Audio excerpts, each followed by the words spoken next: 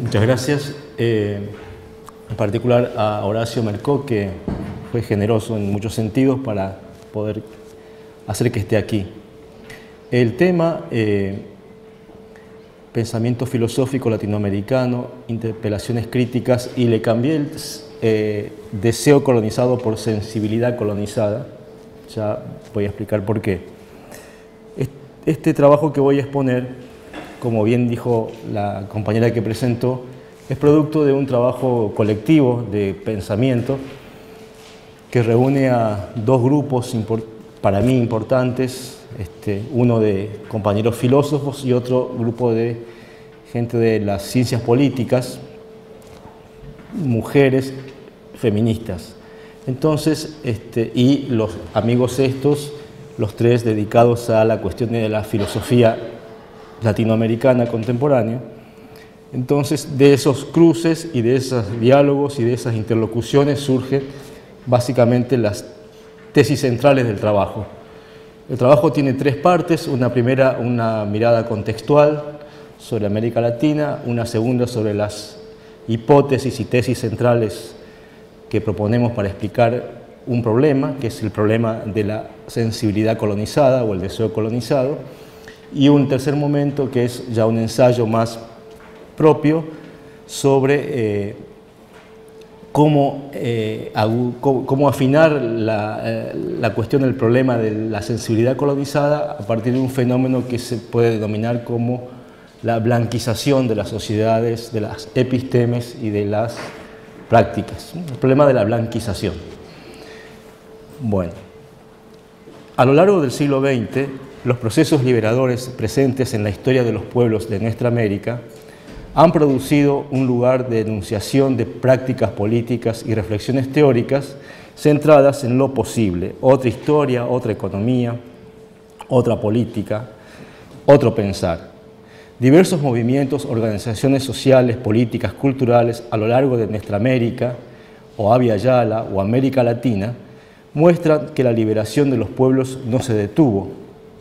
Aclaramos que los nombres dados a la región forman parte de disputas ideológico-teóricas de los sujetos, los nosotros, como dice Arturo Roy, que los enuncian. Aquí los indicamos sin optar terminantemente por alguno de esos nombres: Nuestra América, Abya Yala, o América Latina u otros, aunque tenemos más afinidad por alguno que otro nombre. Pero van a encontrar que los uso a los tres. La historia de las ideas, la teoría de la dependencia, el socialismo latinoamericano, el indianismo, el feminismo, las filosofías de la liberación y las teologías de la liberación, la pedagogía del oprimido, son algunos ejemplos relevantes del siglo XX de lo que se ha producido desde nuestra región. El deseo de lo imposible, nunca alcanzado plenamente, pero indispensable para potenciar la emancipación, ha producido y articulado diversos cruces epistémicos, en particular cruces ideológicos, filosóficos y desde las ciencias sociales. ¿Cómo entender los procesos de liberación? Es fundamental abandonar la visión progresista de la historia, que sostiene que hay un avance o, al inverso, un retroceso lineal, porque los procesos tienen una complejidad y una especie de ciclicidad que impiden ver con claridad cuándo y quiénes están más avanzados que otros en esto de la liberación. Pero además, abandonar la ingenuidad de la visión progresista de la historia significa agudizar la mirada sobre los problemas que impiden la liberación. ¿Qué desean las mayorías que optan por gobiernos que serán sus verdugos? ¿Cómo explicar el deseo, la sensibilidad de una tendencia mayoritariamente conservadora o neoconservadora local, por ejemplo en Córdoba. Digo en Córdoba porque ahí resido. Y hay dos hechos en Córdoba que nos impactaron fuertemente contemporáneos, que vale la pena indicarlos, no están escritos acá. Un hecho fue lo acontecido habrán visto en los medios masivos de comunicación en diciembre del 2013, cuando la policía hace un paro y se retira de las calles. Sabrán lo que sucedió, se produce un enfrentamiento muy grande en diferentes barrios de la ciudad de Córdoba, y el que fue más impactante por lo emblemático, creo, fue lo sucedido en Nueva Córdoba, un barrio donde básicamente considerado de estudiantes universitarios que se organizaron para enfrentar a las hordas con comillas, de saqueadores que atravesaban la región, el barrio. Ese suceso, que luego se reprodujo en varias otras ciudades del país, pero ese acontecimiento generó un impacto muy grande en la sensibilidad nuestra y un interrogante importante, ¿no? Porque se supone que Córdoba es una de las sociedades de mayor articulación de diversidades que hay en el país, desconociendo el proceso de la Patagonia, porque ahora que uno ingresa acá ve lo que es la construcción de diversidades, pero en lo que es la Argentina central, es allí donde se articuló esta diversidad y donde se produjo un enfrentamiento que se expresó socialmente con categorías raciales o racializadas. Eran los estudiantes que representaban a la universidad pública y privada, es decir, a la modernidad, frente a los saqueadores bárbaros y negros. Entonces, la negrada frente a los civilizados fue el gran conflicto que nos llevó a nosotros a elaborar un texto que denominamos la estética del saqueo. Ese es un fenómeno que evidentemente no es coyuntural, expresa una coyuntura, pero habla de un conflicto de larga data estructural. Y el segundo dato es de orden estrictamente político-electoral, que es la masiva deletización del voto cordobés. 75% del electorado votó por el actual gobierno, lo cual generó otra vez un impacto en varios de nosotros muy importante, que fue determinante en la historia política reciente de Argentina. Sin ese voto no se producía el resultado final en el país. Son los dos acontecimientos inmediatos que a nosotros nos orientan en estas preguntas. ¿Qué entiendo por filosofar? Acabo de estar en una intervención sumamente importante, sugerente, sobre filosofar en el aula. Yo asumo la idea de filosofar antes que de filosofía, sino de producir filosofía, que es el filosofar, tomada de un filósofo argentino-mexicano, Horacio Ceruti Gulber, quien sintetiza que filosofar en América Latina consiste en pensar la realidad desde la propia historia, crítica y creativamente para transformarla. Esto tiene una obra dedicada a esta definición de filosofar que nos orienta a nosotros. Bien, entonces, yo propongo filosofar nuestra realidad a partir de la historización de dos problemas que ya los enuncié: la colonización de la sensibilidad y la blanquización como obstáculo epistémico.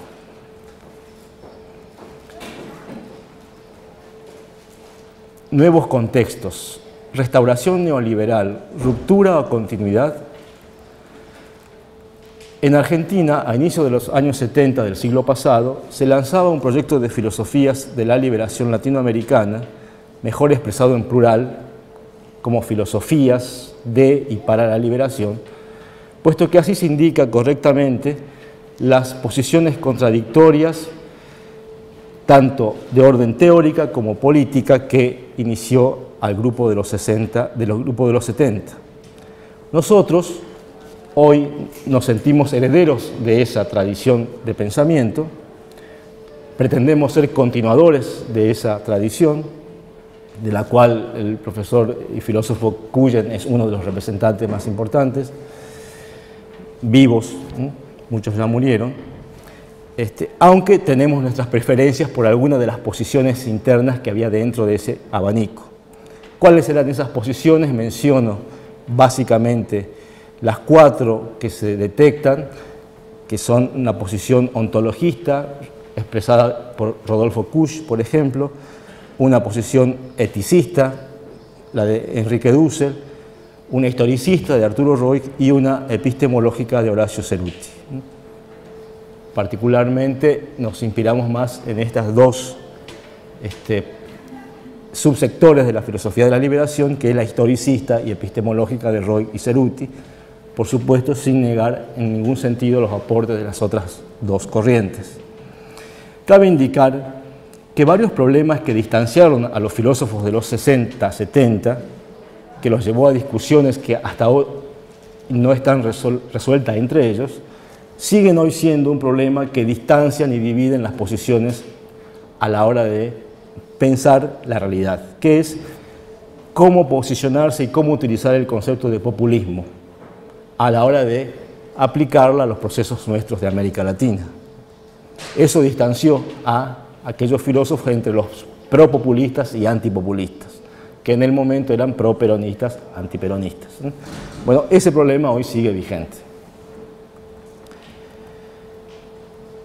Hoy interesa ahondar en la interpretación de los mecanismos de dominación que legitiman la explotación de las mayorías en nuestra América o Abya Yala. El capitalismo globalizado subsiste gracias a una permanente transmutación y permeabilidad de sus estrategias de seducción, dominación y explotación. A nosotros nos interesa indagar el fenómeno de la seducción. Esta afirmación de que el capitalismo transmuta parecía hace unos 4 o 5 años atrás algo con poco asidero en la realidad, debido a que aparentábamos estar en una etapa post-neoliberal expresada en diferentes gobiernos calificados de izquierda, centro-izquierda y con varios calificativos más para explicar las diferencias. Por ejemplo, un grupo de gobiernos de izquierda con retórica u horizonte socialista, como son el caso del chavismo en Venezuela, Evo Morales en Bolivia y Correa en Ecuador, otros gobiernos que escogen el concepto de nacional popular para poder expresar su diferencia del socialismo, como fue el kirchnerismo acá en Argentina, en otro sentido el gobierno de Lula, o otros procesos de izquierdas que provenían de la lucha armada y que se constituyen como gobiernos, que es el caso de el FMLN en El Salvador y el sandinismo en Nicaragua, que acaba de refrendar nuevamente otro mandato, o las izquierdas serias, según la perspectiva de los grupos liberales, como son las izquierdas de Uruguay o de Chile. Hoy asistimos a una novedosa restauración neoliberal, y novedosa entre comillas, a lo largo de todo nuestro continente, pero apegadas a las lógicas de la democracia liberal y a una retórica republicanista e institucionalista. Porque lo novedoso, lo tomamos de varios estudios, es que el neoliberalismo se inicia a lo largo de América del Sur con golpes de Estado, es decir, no podía legitimarse vía democracia. Hoy opera con las lógicas de las democracias y con esa retórica institucionalista, republicanista se han derrocado hoy a gobiernos elegidos democráticamente. El primero, el de Manuel Zelaya en el 2009 en Honduras, Fernando Lugo en 2012 en Paraguay y ahora el de Dilma Rousseff en Brasil. Y prontamente, tal vez el gobierno de Maduro en Venezuela corra la misma suerte. El capitalismo globalizado instituye los límites y particiones de la realidad, con lo cual asegura y propugna la reproducción de la hegemonía del fragmento, sea esto económico, político, etnorracial o ideológico. De este modo, se pretende, desde el capitalismo, anular los puntos de vista que acuden al concepto de totalidad, como condición de la crítica. Y la totalidad no remite solo a lo que es o está siendo, sino a lo que puede ser, a los deseos de ser, a los sueños colectivos e individuales que tenemos. Y es allí donde reside la potencia del utópico como crítica a toda dominación.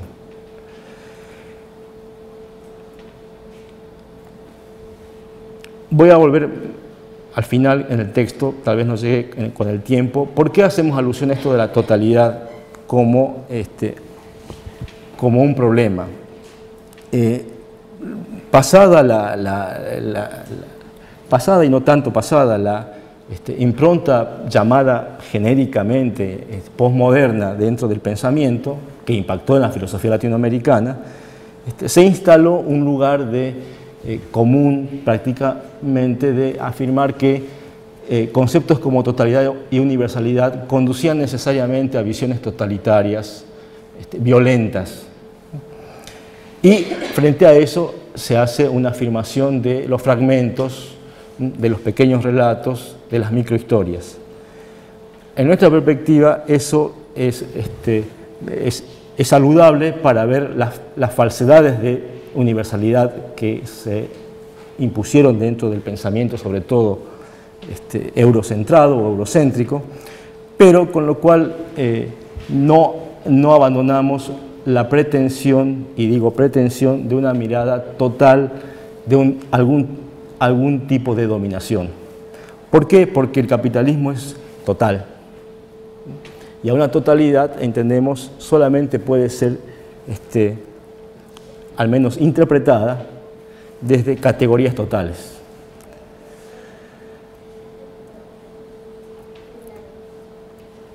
Entonces, pasamos de una difusa etapa post-neoliberal a lo que hoy parecería ser la restitución de algún tipo de neoliberalismo o capitalismo que hunde su raíz en lo que se llama el capitalismo neoliberal. Si bien en la primera década del siglo XX hubo un desplazamiento electoral crítico a las políticas neoliberales, por ejemplo, contra los ajustes, la privatización, la precarización laboral, lo que se consolidó luego de 10 años de experiencias de gobiernos nacional-populares o de izquierdas, socialistas, es la legitimidad del sistema de la democracia liberal, al punto de que es ese el modo que incluso movimientos tan radicales en la crítica a esta forma de la construcción estatal legitimada bajo democracias liberales como el zapatismo, hoy, recientemente, ha producido una cierta conmoción al proponer una candidatura, construir una candidatura de una mujer indígena para la presidencia de México. Entonces, eso genera el interrogante, pero no era que no había que cambiar el mundo sin tomar el poder, que era una de las tesis que explicaban la posición política del zapatismo. ¿Cómo entender ahora ese giro hacia la búsqueda de una candidatura indígena y de mujer? Y lo que se ha consolidado indudablemente es el capitalismo con sus variantes.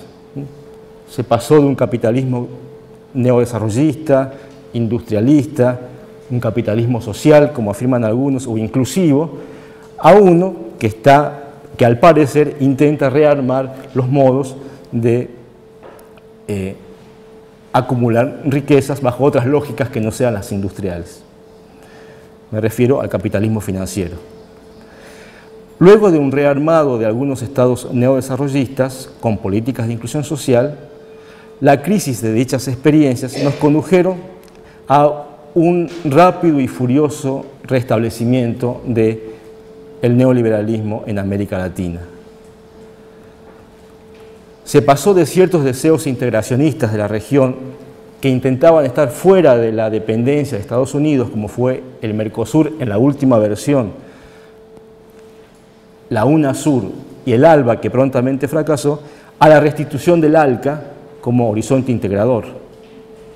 El capitalismo también busca integrar a América Latina, bajo una lógica y bajo un principio hegemónico, el de Estados Unidos, aunque, otra sorpresa, o no, depende de quién lea, el reciente resultado electoral de Estados Unidos parece que pone en duda y en crisis esta cuestión de la integración, la Alianza del Pacífico, que era la vía alternativa para la integración de la región. En suma, estamos ante un cambio de contexto desde lo que parecía la novedad post-neoliberal hacia una acelerada restauración neoliberal, con consecuencias aún impredecibles. Esta es la mirada, la percepción estética y política de la cual yo y nuestro grupo partimos. Y es una percepción, no tiene más pretensión que explicitar nuestro punto de partida. No tiene ninguna pretensión de cientificidad esta mirada. Y por supuesto, las ciencias sociales nos van a dar los argumentos a favor o en contra de esta visión.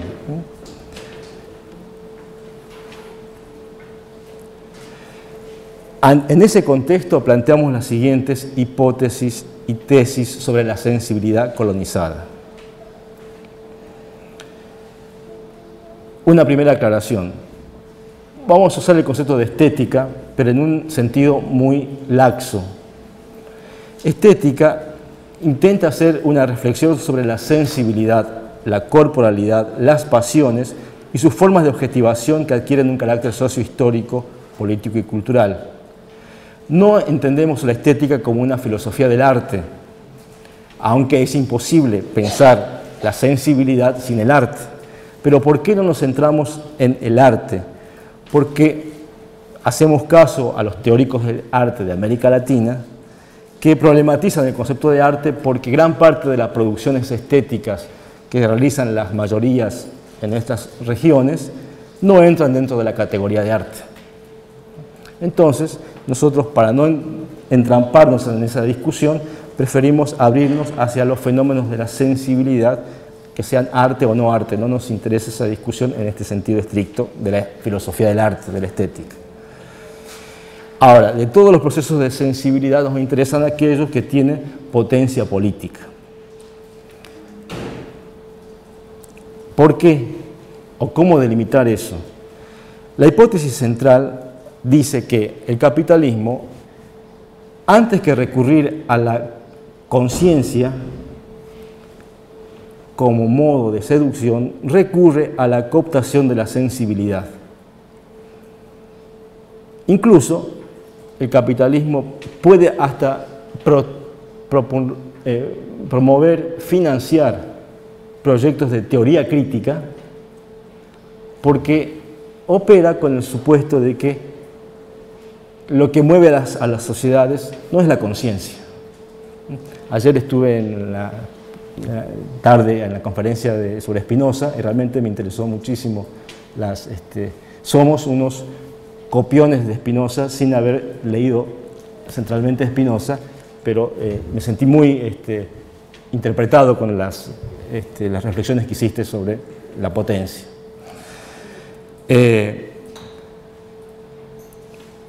Ahora, también percibimos que el capitalismo le interesa favorecer discursos éticos que reclaman verdad, bondad, honestidad, anticorrupción, sinceridad.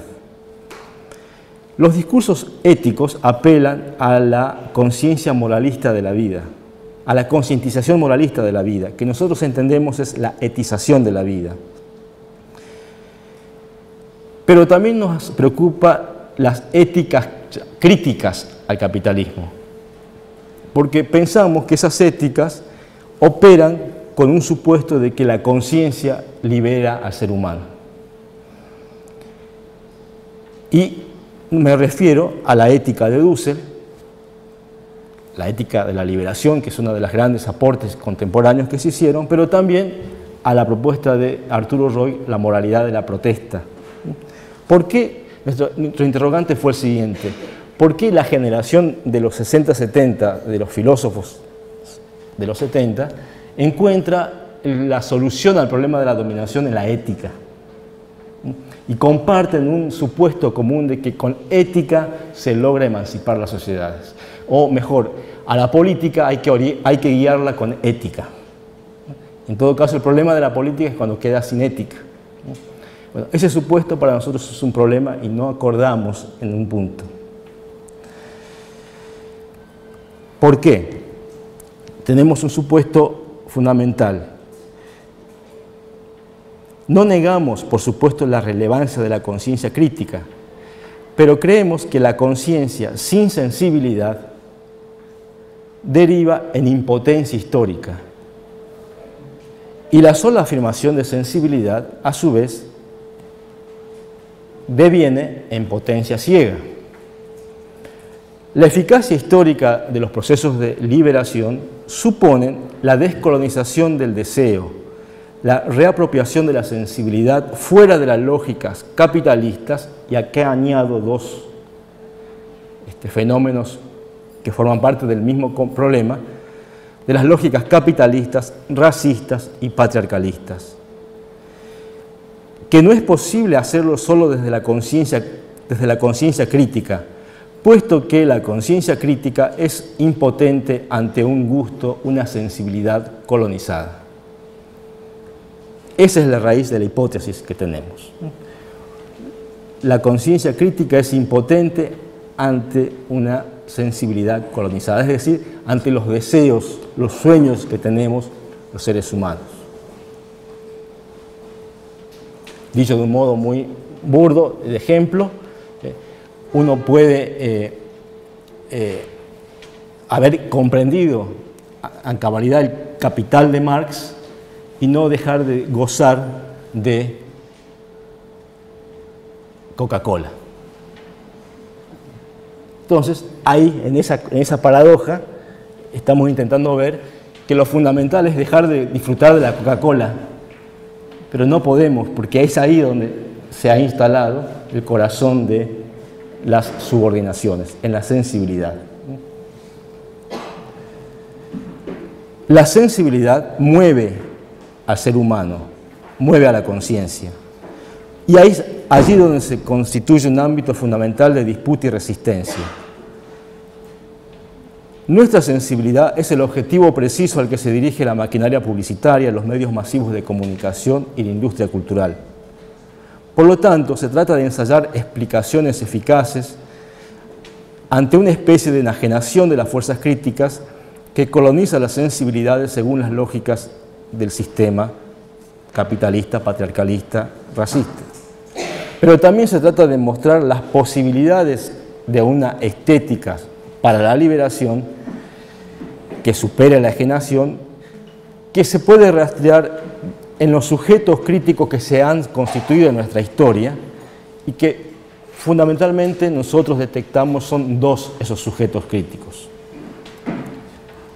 Es el caso de las sujetas que resitúan la sensibilidad y conciencia desde una perspectiva crítica del modelo sexista patriarcalista, como lo demuestra el plural feminismo latinoamericano, y es el caso de los sujetos que se reconstituyen desde una sensibilidad crítica del orden racista, colonial moderno, como es el plural movimiento indígena o indio y movimiento afro a lo largo de Abya Yala.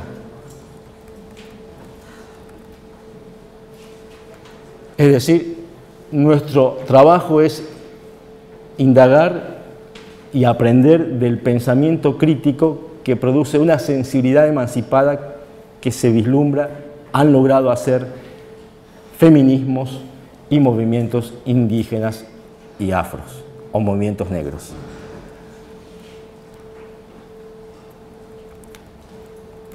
Otra hipótesis. El asco, por momentos odio, de los sectores dominantes y de extensos sectores medios, de clases medias, incluso de sectores de clases bajas, pero aspiracionales al ascenso, hacia otros sectores de la sociedad, expresan una estética excluyente, clasista, racista, sexista. Los primeros sienten que algunos no merecen ni siquiera participar de los goces que ofrece el capitalismo, porque son de piel oscura, son indios o negros o afros, o pobres, y los blancos pobres son negros también, o porque son mujeres que deciden, supuestamente, parir hijos para lograr beneficios económicos, o por ser improductivos. Los ñoquis que infectan al Estado y que impiden la productividad empresarial también generan asco. Cierta ética del emprendedor es coherente con el asco al sujeto improductivo. El asco a la negro, conforma una sensibilidad que sostiene el restauracionismo neoliberal en nuestra región. Ahora, eso no es nuevo. Rodolfo Kusch utilizó una metáfora muy potente de orden estética para expresar esto, que es el hedor de América, que produce el hedor que sienten las clases medias, pulcras, de las burguesías civilizadas de América Latina. Entonces, para indagar cómo emancipar la sensibilidad colonizada, es fundamental aproximarnos a estos dos movimientos o sujetos o nosotros constituidos, los feminismos y movimiento indígena. La percepción racializante a lo largo de América de que el indio es pobre está aparejada con la percepción de que el indio es feo, que es sucio, no trabaja, es inculto. Belleza y poder son dos caras de la misma estética y política racista, clasista y sexista. No es al azar que en algunas regiones del norte de México se tenga como dicho popular, la blancura es la mitad de la hermosura. Cuando nace un bebé blanco o un poquito más claro de lo común, ya ganó la mitad de la batalla de la belleza, es blanco. El racismo estetiza la subjetividad según un patrón de etnia-raza pretendidamente superior, que es basamento de una sociedad pigmentocrática que, como lo ha estudiado agudamente Silvia Rivera Cusicanqui para El Mundo Andino, hunde sus raíces en la estructura colonial que constituye a nuestra modernidad. El deseo colonizado expresa una condición colonial y moderna racializante y se expresa en el deseo de blanquización, en tanto fetichización de la piel, del deseo de la imaginación. El deseo de blanquizarse es la contracara del racismo estructurante de nuestras subjetividades. Por último, y a modo de aproximación, para quienes tardíamente, como es mi caso, nos percatamos de la centralidad del problema, consideramos fundamental ahondar la crítica radical al patriarcalismo y sexismo que orienta nuestros deseos, nuestros temores, nuestros modos de gozar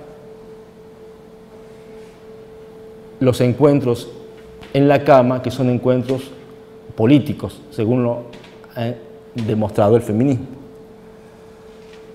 La avergonzante para nosotros varones violencia femicida evidencia la urgencia de una crítica radical al patriarcalismo que nos constituye. La sensibilidad sexista que nos atraviesa a nosotros los varones modernos coloniales precisa de una deconstrucción radical puesto que el colonialismo también lo ejercemos en nuestros modos de gozar y sufrir las eróticas de la dominación.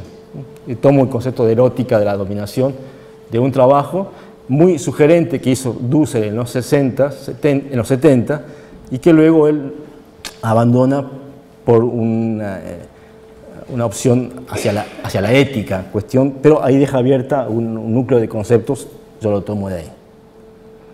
Bueno, tercer y último punto. La blanquitud como obstáculo para la crítica.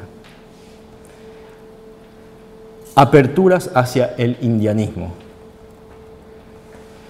El indianismo, me interesa el indianismo porque se constituye en una de las tradiciones críticas producidas en Indoamérica, o Abya Yala, o América Latina, en particular en la región del Collasuyu, actual Bolivia, Perú y norte argentino-chileno, desde la década del 60 del siglo XX, y que tiene una pretensión de universalidad, no sin un sesgo relativo que voy a explicar. El indianismo se presenta como crítica de la dominación de todo sujeto racializado a lo largo de Abya Yala, desde la conquista hasta los actuales estados nacionales. Ese sujeto es el indio, la India. El indianismo se presenta como una filosofía política para la liberación de todos los indios.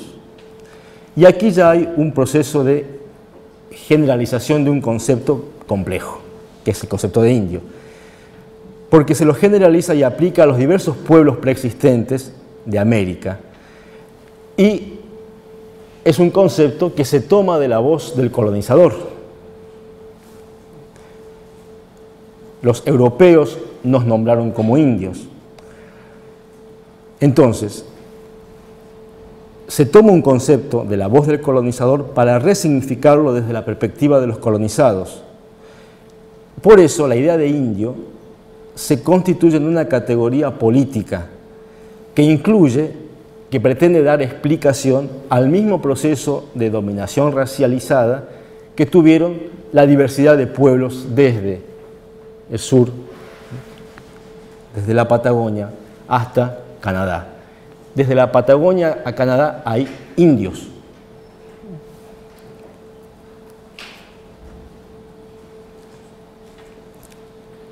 El pensador y escritor quechua aymara Fausto Reynaga, que vivió entre 1906 y 1994, fue el ideólogo del indianismo más relevante, no es el único, pero más relevante porque pudo escribir el pensamiento.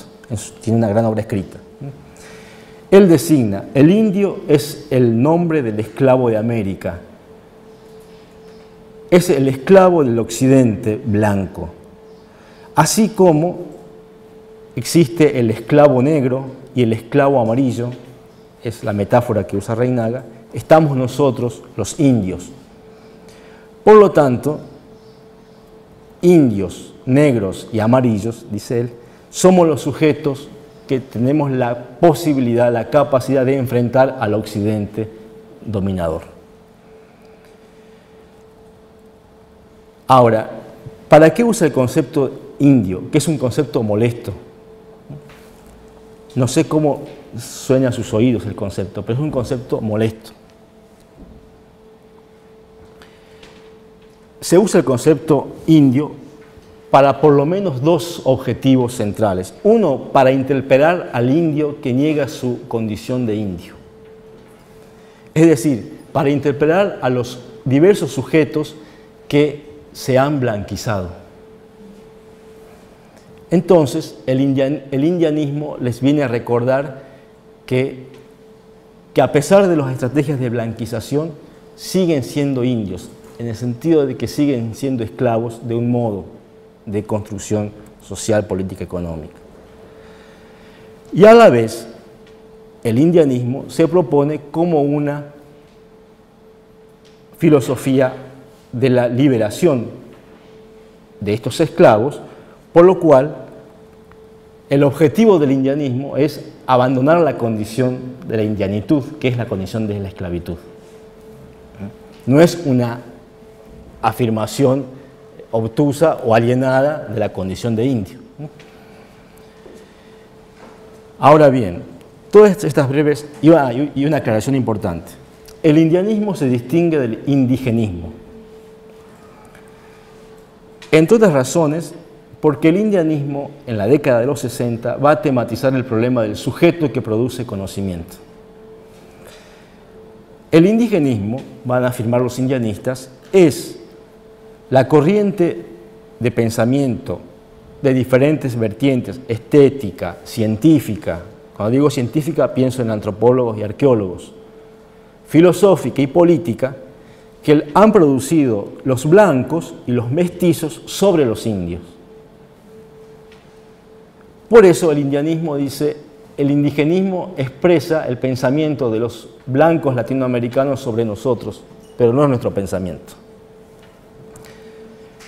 En cambio, el indianismo es un pensamiento a partir de sujetos que se constituyen, se construyen complejamente como indios, que se asumen como indios. Esto tiene...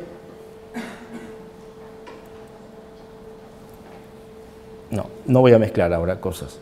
El indianismo propone la liberación para indios y los no indios, los negros y asiáticos. Ahora bien, ¿cuál es el problema del indianismo? Por lo cual yo introduzco la cuestión y la voy a dejar para otro momento en que nos encontremos. En que opera con una dialéctica racializada. El problema son los indios frente a los blancos, y al lado de los blancos pone a los mestizos. ¿Qué es un mestizo en el concepto del indianismo? Es un indio blanquizado.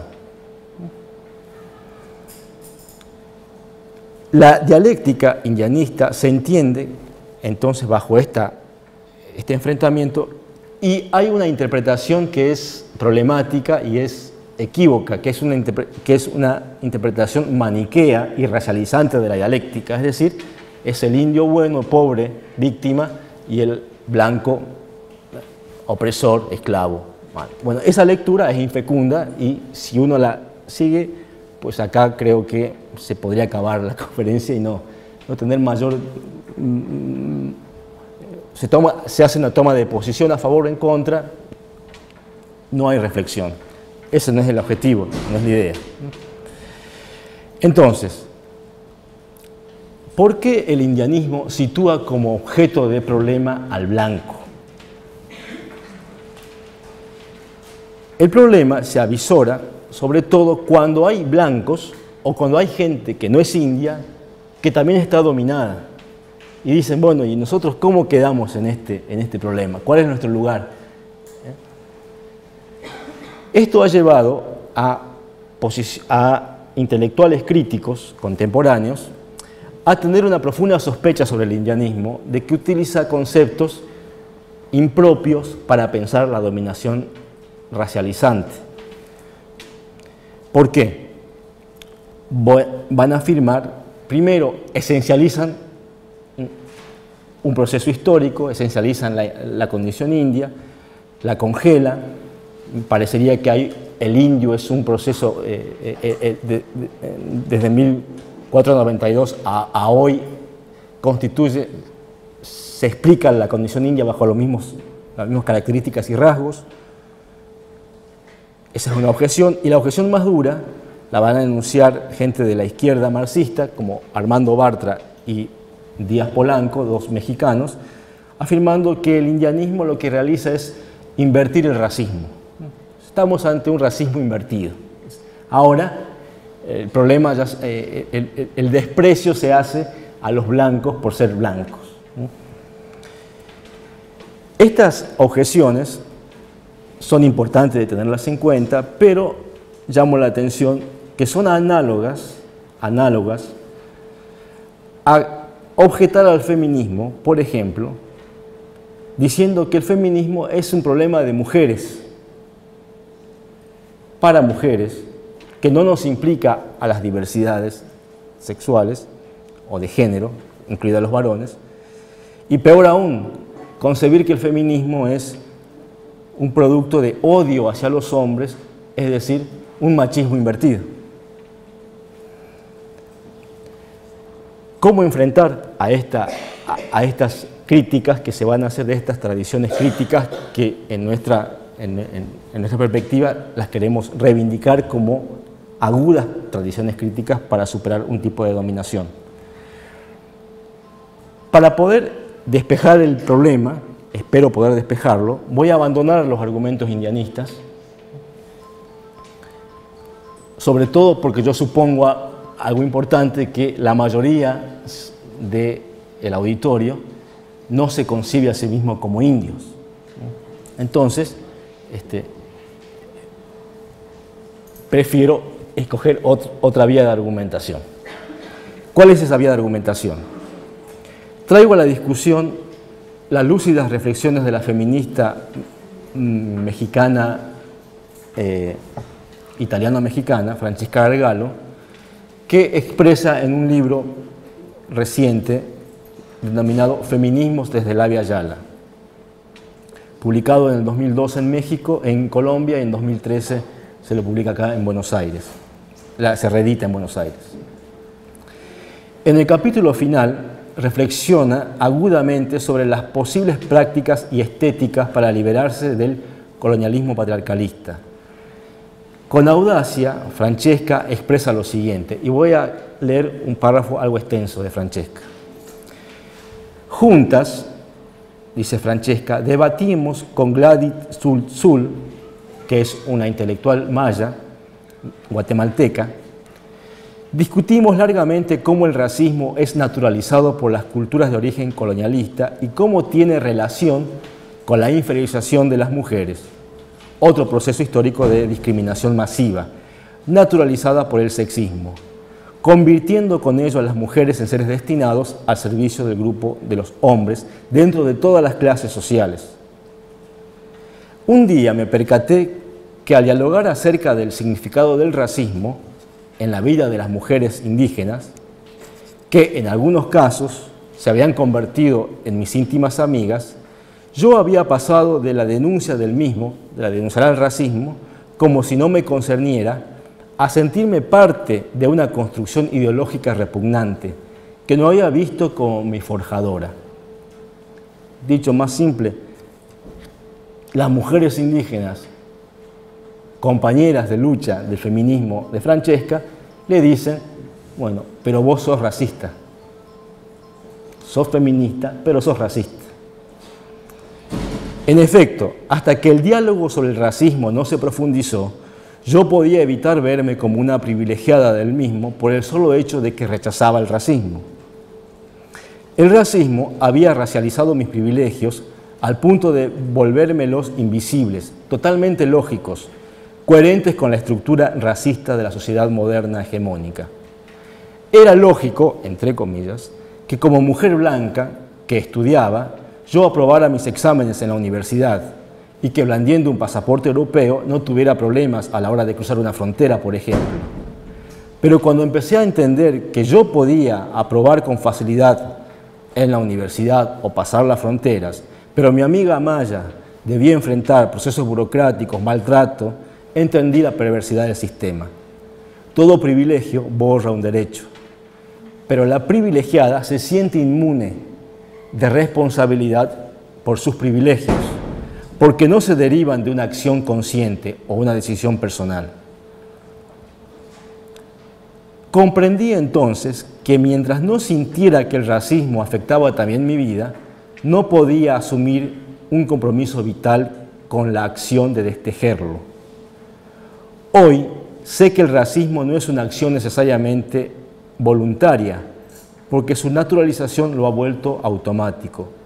Es el antirracismo la posición político vital que conlleva una acción consciente y voluntaria y sirve para desnaturalizar el constructo ideológico represivo que me constituye. Agradezco, por lo tanto, a quien me ha llamado racista y me ha hecho ver que sin quererlo lo era. Francesca, siendo crítica del racismo, no se considera curada del racismo. Por ello entiende por qué las mujeres indias la critican, no por mujer, sino por blanca. Y plantea una comparación fundamental para engarzar racismo y patriarcalismo. Así como una mujer blanca puede acercarse y aprender de los feminismos de las mujeres indígenas, también un hombre se puede acercar a las teorías y prácticas feministas. Francesca los llama feministas. Ahora, estos feministas son capaces de morir para defender el derecho de las mujeres a definirse por sí mismas, pero sin embargo, siguen gozando de los privilegios que la sociedad asigna a su inherente masculinidad. Lo mismo pasa con mi inevitable blanquitud. No la reivindico, la destejo en relación con el saber que nace de otra historia de ser mujer que la mía. Identifico arqueológicamente el momento en que se convirtió en una marca de privilegio, pero ahí está mi condición de blanca, como una ropa que no uso y que sin embargo la sociedad sigue pensando que me pertenece. Solo la superación del sistema racista podrá liberarme tal y como liberará a las mujeres de los pueblos de Abya Yala, pero solo la superación del patriarcado liberará a los hombres de su masculinidad. Ahora bien, ningún proceso de transformación profunda lo inicia y sostiene hasta sus últimas consecuencias quien goza de algún privilegio.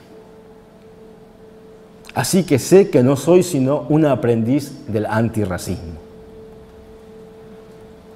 Y esto es lo fundamental, ¿no? Es evidenciar que para realizar críticas, la crítica supone evidenciar los lugares de privilegio que impiden una radicalidad de la crítica. La blanquitud y su sostén, el racismo, impide una crítica al racismo eficaz. La masculinidad y su basamento, el patriarcalismo, impide una crítica radical al sexismo. Y a este binomio racismo-patriarcalismo se puede añadir el clasismo que brinda otro tipo de privilegios en nuestras sociedades. Así se pueden hacer construcciones un tanto abstractas, pero inspiradoras. Por ejemplo, ¿no? El más beneficiado parece ser el blanco varón burgués de estos privilegios. Ahora, un indio varón aburguesado participa de ciertos lugares de privilegio que le dan su masculinidad, ¿no? Y que le dan su condición de aburguesado. Pero no participa de la blanquitud, aunque en las lógicas del colonialismo el dinero blanquea. El ascenso social, económico, es una estrategia de blanqueamiento. De la autorreflexión de Francesca extraigo las siguientes conclusiones. Uno puede ser crítico a algún tipo de dominación, pero participar de los privilegios que da otro tipo de dominación. Y eso es una consecuencia fundamental para mostrar que es inviable la crítica total que nosotros sostenemos desde un tipo de sujeto. Porque cualquier sujeto participa de algún modo, participamos de algún modo de los privilegios que nos da la condición de la que no escogimos necesariamente.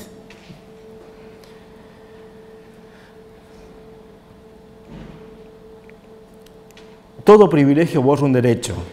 El privilegio que no viene dado de una decisión autónoma inmuniza ante la responsabilidad que se tiene de participar del privilegio. La mujer blanca se creería inmune del racismo por el solo hecho de rechazarlo, pero participa de los beneficios del racismo, como nosotros los varones del patriarcalismo. Una sensibilidad crítica debe destruir el constructo ideológico represivo del patriarcalismo y del racismo. Las feministas, en ese sentido, tienen un plus en la crítica del patriarcalismo, del cual precisamos los varones para deconstruir nuestra masculinidad. Pero así también los sujetos no blancos, no blanquizados, tienen un plus en la crítica al racismo. Ese es el caso del indianismo, que es una producción de sujetos no blancos, y es el caso del pensamiento negro producido desde la década del 60 en nuestra América con Fanon, aunque Fanon produce en Francia, escribe en Francia, y sobre todo con el movimiento Poder Negro de Estados Unidos. Hasta aquí entonces el acceso a el problema, a intentar despejar el problema de por qué es un problema la blanquización. No sé cómo estoy con el tiempo, porque tengo el último núcleo, me gustaría también plantearlo, que es cómo explicar la blanquitud, el proceso de blanquización y la blanquitud. Para ello voy a recurrir a otra vertiente de pensamiento, también de nuestra América, que es cierto marxismo que ha entendido la centralidad del fenómeno estético racial para resituar sus clásicas argumentaciones clasistas. Me estoy refiriendo al aporte del marxista ecuatoriano Bolívar Echeverría, quien tiene un texto muy interesante y fundamental para el tema que se llama Modernidad y Blanquitud, del año 2011. Allí él va a hacer diferentes análisis de la cuestión. Yo tomo un artículo que se llama Imágenes de la Blanquitud. ¿Qué dice Echeverría? El racismo normal de la modernidad capitalista es un racismo de la blanquitud, no de la blancura. O sea, hay una diferencia entre blanquitud y blancura. Ya se explica por qué. Lo es porque el tipo de ser humano que requiere la organización capitalista de la economía se caracteriza por la disposición a someterse a un hecho determinante, que la lógica de la acumulación del capital domine sobre la lógica de la vida humana concreta y le imponga día a día la necesidad de autosacrificarse, disposición que solo puede estar garantizada por una ética encarnada en la blanquitud. Es decir, cuando uno asume la condición de productor dentro del capitalismo, asume una ética del sacrificio. Hay que sacrificarse. Es la lógica que impulsa al progreso. Ahora, la ética del sacrificio está acompañada de una estética de la blanquización. ¿Por qué la blanquitud? Echeverría afirma que en la modernidad capitalista porque habría otras modernidades que no son capitalistas, las identidades se construyen en base a las identidades nacionales. Esta es una afirmación muy fundamental para pensar nuestros problemas.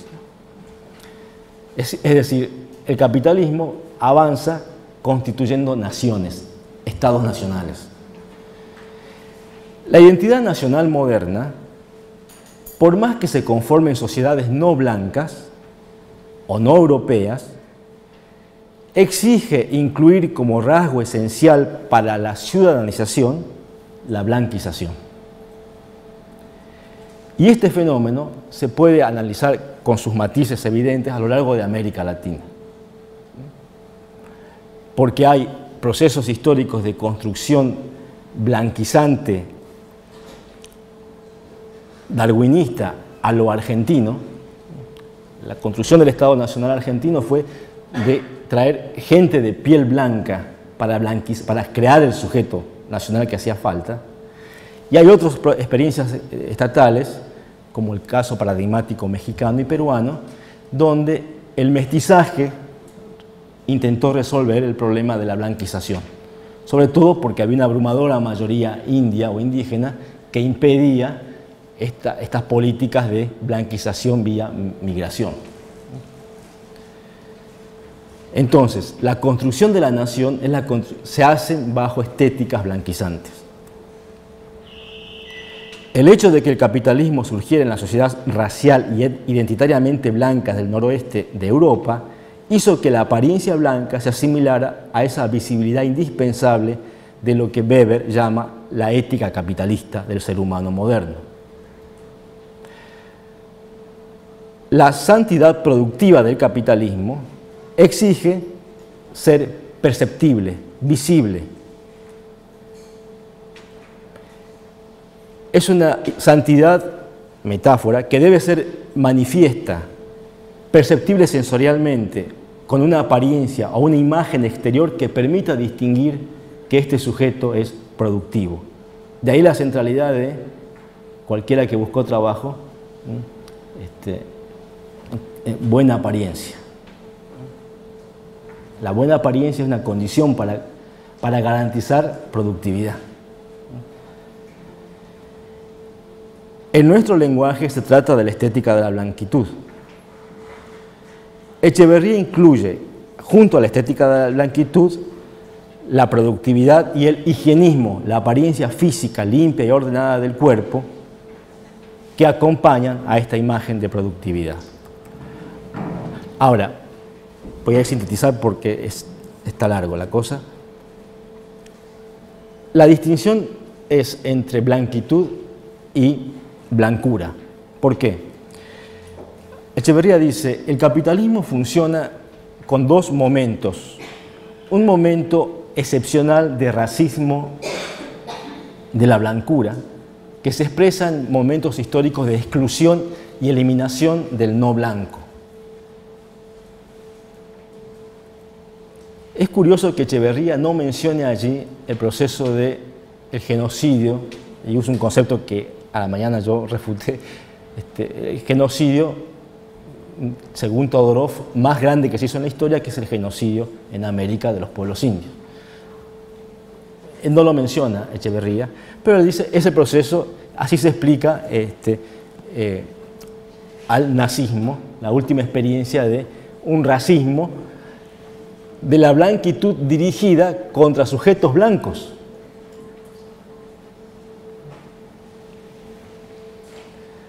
Digo, es un genocidio intraeuropeo. Ahora, ¿qué es lo común del capitalismo? Un racismo de la blanquitud. El racismo de la blanquitud no exige el color de la piel blanca, exige una actitud, un modo de ser blanco. Entonces, afirma Echeverría,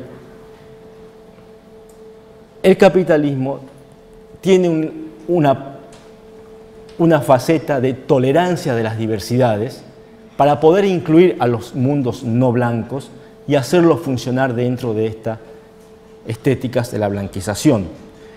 Y él va a presentar 4 modelos de esos no blancos blanquizados dentro del capitalismo, cuyo prototipo, lo digo yo, él no lo dice, es Michael Jackson. Él pone, ese es el modo de blanquizarse a los no blancos dentro del capitalismo y tener un efecto de éxito en las lógicas del capitalismo. Ahora bien, en los momentos de crisis, el racismo de la blanquitud, que es el racismo tolerante, que acepta las diversidades, en los momentos de crisis desciende ese racismo de la blanquitud y se reinstala un racismo de la blancura. Es decir, una efectiva eliminación del otro, que no entra dentro del parámetro no solo de la actitud blanca, sino del color de la piel.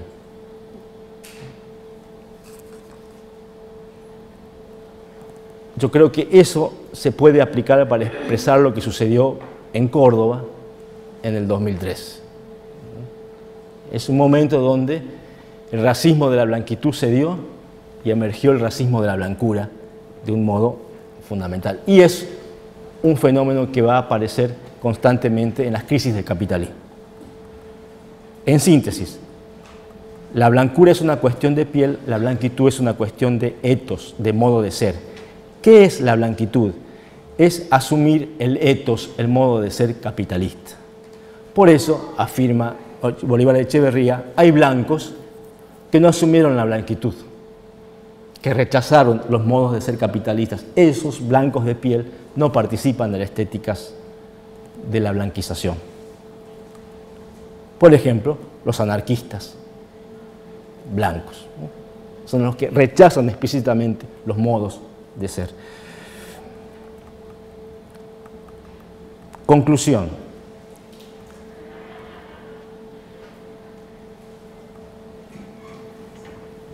Con la crítica del feminismo de tomado de Francesca, podemos plantear la centralidad de los dos lugares de privilegio, blanquitud y masculinidad, como límites para una comprensión profunda de los tipos de dominación sexista y racista.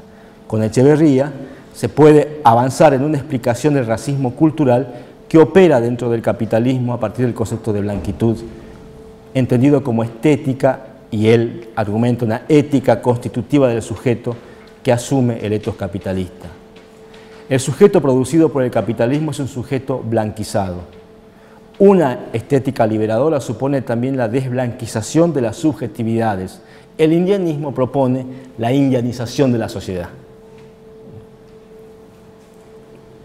Hay un reciente debate muy interesante entre Álvaro García Linera, que publica un texto en el 2013 sobre cómo resolver el conflicto de las diversidades en sociedades como la boliviana. Y él sintetiza. Acá la tarea es que el sujeto indio se mestice y el sujeto mestizo se indianice. Es una especie de valorización de las dos diversidades para construir un nuevo sujeto. Frente a esto, Silvia Rivera Cusicanqui elabora una crítica durísima, radical, muy interesante, para mostrar el fracaso que tuvo los procesos de mestización de las sociedades a lo largo de América Latina. Entonces, acudir nuevamente a que los pueblos indios se mesticen es acudir a una estrategia de blanquización que se construyeron a lo largo del siglo XX. Los nacionalismos son los grandes constructores de esta blanquitud.